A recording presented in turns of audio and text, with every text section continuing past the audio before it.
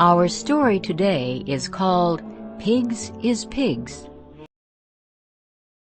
Mike Flannery, the agent of the Interurban Express Company, leaned over the desk in the company's office in Westcott and shook his fist. Mr. Morehouse, angry and red, stood on the other side of the desk, shaking with fury. The argument had been long and hot. At last, Mr. Morehouse had become speechless. The cause of the trouble lay on the desk between the two men. It was a box with 2 guinea pigs inside. "Do as you like, then," shouted Flannery.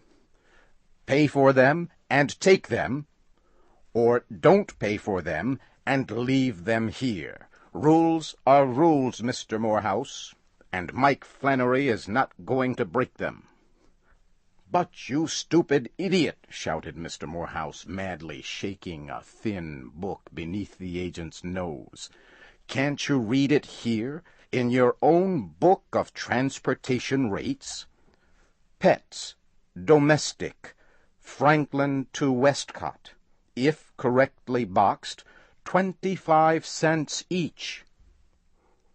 He threw the book on the desk. "What more do you want? Aren't they pets? Aren't they domestic? Aren't they correctly boxed? What?"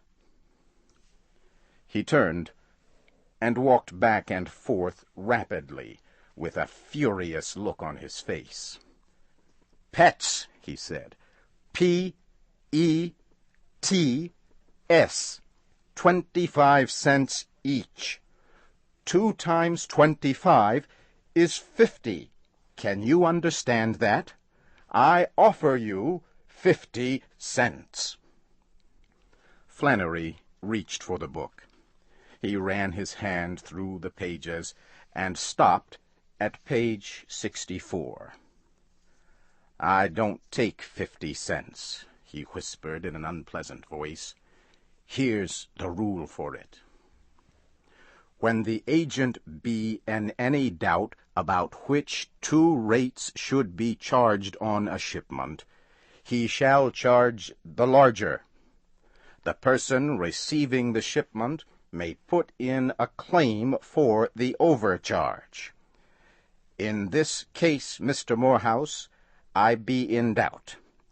Pets them animals may be, and domestic they may be, but pigs I'm sure they do be, and my rule says, plain as the nose on your face, pigs, Franklin to Westcott, 30 cents each." Mr. Morehouse shook his head savagely. "Nonsense!" he shouted. "Confounded nonsense, I tell you. That rule means common pigs, not guinea pigs." "Pigs is pigs," Flannery said firmly. Mr. Morehouse bit his lip, and then flung his arms out wildly. "Very well," he shouted. "You shall hear of this. Your president shall hear of this. It is an outrage. I have offered you 50 cents. You refuse it. Keep the pigs until you are ready to take the 50 cents.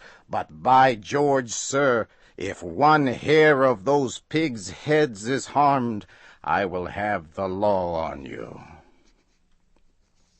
He turned and walked out, slamming the door. Flannery carefully lifted the box from the desk and put it in a corner. Mr. Morehouse quickly wrote a letter to the president of the Transportation Express Company. The president answered, informing Mr. Morehouse that all claims for overcharge should be sent to the Claims Department. Mr. Morehouse wrote to the Claims Department. 1 week later, he received an answer. The Claims Department said it had discussed the matter with the agent at Westcott.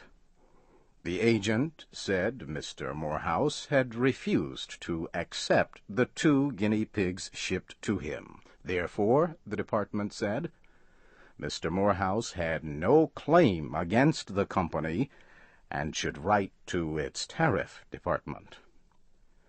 Mr. Morehouse wrote to the tariff department. He stated his case clearly. The head of the tariff department read Mr. Morehouse's letter. "Ha, guinea pigs," he said. "Probably starved to death by this time." He wrote to the agent asking why the shipment was held up. He also wanted to know if the guinea pigs were still in good health. Before answering, Agent Flannery wanted to make sure his report was up to date, so he went to the back of the office and looked into the cage. Good Lord, there were now 8 of them, all well and eating like hippopotamuses. He went back to the office and explained to the head of the tariff department what the rules said about pigs. And as for the condition of the guinea pigs, said Flannery, they were all well. But there were 8 of them now, all good eaters. The head of the tariff department laughed when he read Flannery's letter. He read it again and became serious. "By George," he said, "Flannery is right. Pigs is pigs. I'll have to get something official on this." He spoke to the president of the company. The president treated the matter lightly. "What is the rate on pigs and on pets?" he asked. "Pigs, 30 cents. Pets, 25, the head of the tariff department answered. "Then, of course, guinea pigs are pigs," the president said. "Yes," the head of the tariff department agreed. "I look at it that way, too. A thing that can come under 2 rates is naturally to be charged at the higher one. But are guinea pigs pigs? Aren't they rabbits?" "Come to think of it," the president said, "I believe they are more like rabbits, sort of halfway between pig and rabbit. I think the question is this: are guinea pigs of the domestic pig family? I'll ask Professor Gordon. He is an expert about such things." The president wrote to Professor Gordon. Unfortunately, the professor was in South America, collecting zoological samples. His wife forwarded the letter to him. The professor was in the high Andes Mountains. The letter took many months to reach him. In time, the president forgot the guinea pigs. The head of the tariff department forgot them. Mr. Morehouse forgot them. But Agent Flannery did not. The guinea pigs had increased to 32. He asked the head of the tariff department what he should do with them. "Don't sell the pigs," Agent Flannery was told. "They are not your property. Take care of them until the case is settled." The guinea pigs needed more room. Flannery made a large and airy room for them in the back of his office. Some months later, he discovered he now had 160 of them. He was going out of his mind. Not long after this, the president of the Express Company heard from Professor Gordon. It was a long and scholarly letter. It pointed out that the guinea pig was the Cavia aparia, while the common pig was the genus Sus of the family Suidae. The President then told the head of the Tariff Department that guinea pigs are not pigs, and must be charged only 25 cents as domestic pets. The Tariff Department informed Agent Flannery that he should take the 160 guinea pigs to Mr. Morehouse and collect 25 cents for each of them. Agent Flannery wired back, "I've got 800 now. Shall I collect for 800 or what? How about the $64 I paid for cabbages to feed them?" Many letters went back and forth. Flannery was crowded into a few feet at the extreme front of the office. The guinea pigs had all the rest of the room. Time kept moving on as the letters continued to go back and forth.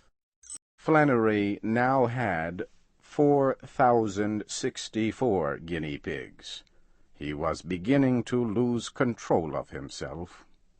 Then he got a telegram from the company that said, "Error in guinea pig bill. Collect for 2 guinea pigs 50 cents. Flannery ran all the way to Mr. Morehouse's home, but Mr. Morehouse had moved. Flannery searched for him in town, but without success. He returned to the express office and found that 206 guinea pigs had entered the world since he left the office. At last he got an urgent telegram from the main office. "Send the pigs to the main office of the company at Franklin." Flannery did so. Soon came another telegram. "Stop sending pigs. Warehouse full." But he kept sending them. Agent Flannery finally got free of the guinea pigs. "Rules may be rules," he said, "but so long as Flannery runs this express office, pigs is pets, and cows is pets, and horses is pets, and lions and tigers and Rocky Mountain goats is pets, and the rate on them is 25 cents. Then he looked around and said cheerfully, "Well, anyhow, it is not as bad as it might have been. What if them guinea pigs had been elephants?"